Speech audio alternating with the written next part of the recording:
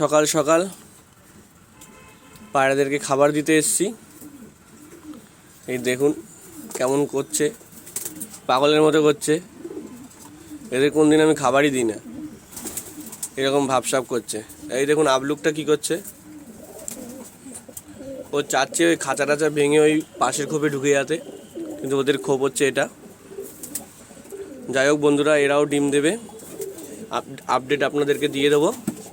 আর ওদিকে ওই আবলুক জোড়াও ডিম দেবে, আর ওদিকে ওই নিচে এক জোড়া ডিম দিয়েছে।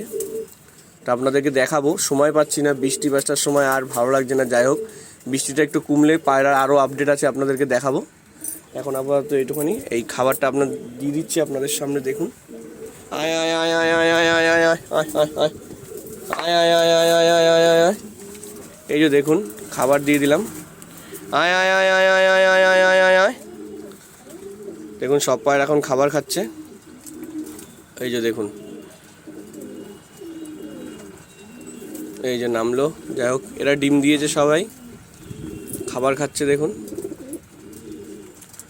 আপনাদের একটা কথা বলি, আজকে যে পায়রা দেখবেন ঝিমাচ্ছে, এখন খাবার খাচ্ছে না, তাদেরই রোগ হবে। অ্যাকচুয়ালি পায়রা চনমনে থাকলে, খাবার দাবার খেলে ঠিকঠাক সময় মতো বা ঠিকঠাক খাবার খেলে দেখবেন যে পায়রার কোনো সমস্যা হবে না। আর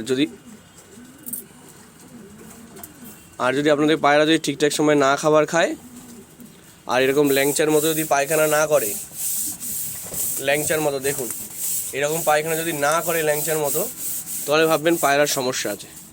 একটু গু টাইট হওয়াটা এখন প্রয়োজন, কেননা বর্ষাকালে যেহেতু গু পাতলাই হয়ে যায়। ঠিক আছে, তবুও বন্ধুরা আপনারা একটু খেয়াল রাখবেন, পশু পাখি একটু যত্নে রাখলে ভালো থাকে। ঠিক আছে বন্ধুরা, আজ এই পর্যন্তই। পরবর্তী সময় আপনাদেরকে নেক্সট ভিডিও দিয়ে দেবো।